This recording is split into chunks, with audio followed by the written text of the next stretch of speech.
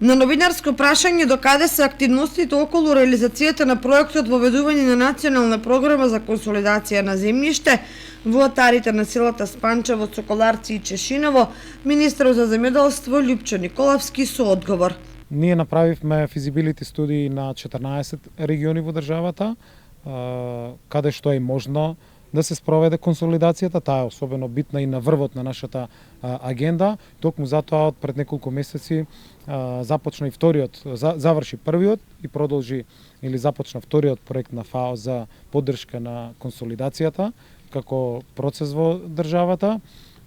Тука се офатени и Соколарци, и Спанчево, и други делови од овој исток успешно завршија постапките за консолидација во делот на Егри.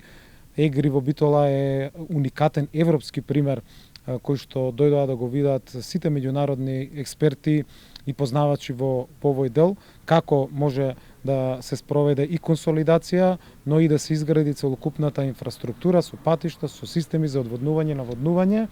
Верувам дека по тој пример ќе продолжиме во сите други региони, вклучително и во регионот на Истокот. Проектот е финансиран од Европската Унија, а спроведуван од ФАО и Министерството за земјоделство, шумарство и водостопанство.